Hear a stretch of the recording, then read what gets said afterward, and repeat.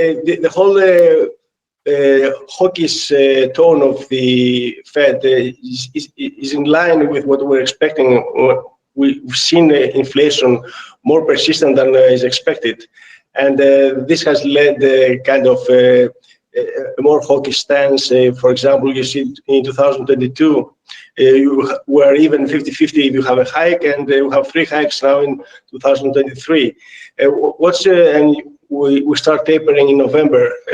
Now, what's interesting of all these things, so we agree the inflation risk is much more pronounced than one would think 6 months ago or 5 months ago. But what's very interesting is the reaction of the market reaction, which was it was a bit confusing, partly because maybe it was intermingled with the Evergrande and the Chinese risk. So part of it, we saw relief, a risk-on sentiment yesterday that I wasn't able really to understand. But what was mostly interesting, and also it's linked to the story about commodities, is that the curve, the U.S. curve flattened. 30 and 10-year yields fell, and 5-year yields and 2-year increased, which means, the way at least I see it, that there is a higher probability than previously thought that rates will be higher, but the economy is not able to stand this. So this flattening curve of the curve, also combined with the rally we've seen in bonds lately, gives not a good signal about growth, let's say, for the end of 2022. I remind people that market consensus is around 4% for the US, while a US 1.2 10-year yield is more in line, more consistent with something like 2%. So this has implications for copper, for gold, and also for stocks, of course, for equities and other stuff. So I will leave it here. So I think the flattening of the curve and the negative signal for growth, I think, is the main message of the interaction between the Fed and the markets yesterday. Yeah, the gold market is quite interesting because, back in 2020 we had a lot of monetary inflation with the injection into the system, but here we are in 2021, and the inflation that's coming through is very much coming from the real economy. We're seeing bottlenecks everywhere, and energy, I think, is the most important input into the system of anything. And there clearly is some kind of energy crisis that's brewing. Now, the market sees it as transitory, rightly or wrongly, and certainly at the short end, we are seeing high spot CPI and so forth. But, you go out 10, 20 years, which is what gold price is off, and it's just not coming through. And that's the conundrum. I think it will come through. It will take time, because I don't think that with the huge move in things like ESG, we're going to see lots of oil, a glut in oil or a glut in gas. It's just not going to happen. So energy prices are going to keep on rising. And ultimately, that's got to be something that's going to be bullish for commodity prices and gold in particular.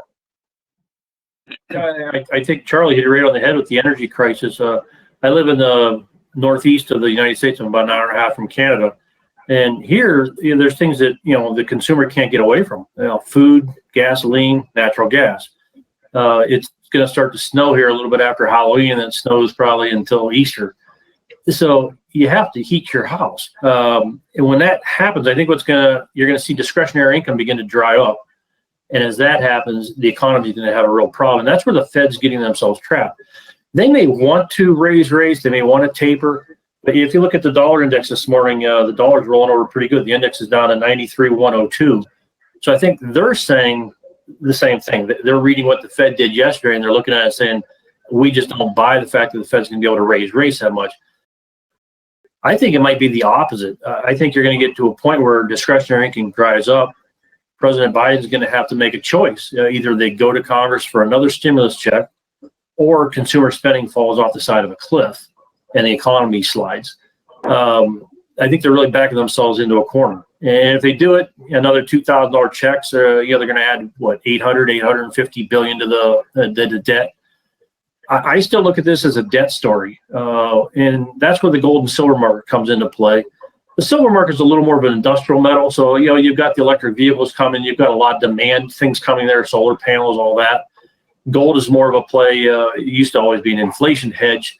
Now I think it just might be the last man standing. If you have a situation where everything else starts to be in real trouble, you're going to see the whole world come back to hard assets. And that's where I think we're heading in 2022. I think we're going to have one crisis after another, and it's going to finally end with a currency debt crisis that's going to be a real wake-up call to everybody here in the United States, because right now we're spending at an unsustainable level. If you look out to 2025, at this pace, we're going to hit 49 trillion in debt. And I just don't see how the US dollar can hold up to that kind of debt sitting on top of it. And as the dollar falls, gold's going to go up. As long as people are patient and they're adding to their positions now, over time, they're going to do fantastic. Trying to trade that market, good luck. I think just about every day you can flip a coin and just say, it's going to go up tomorrow. And if it does, you're going to tell everybody you were right. But the other 99% of the time, you're probably going to be wrong. I think the way to do it is just get on a systematic plan and keep adding, because you can see what's coming. There's more debt coming. And at some point, that's going to go ahead and push gold and silver higher. I'm convinced.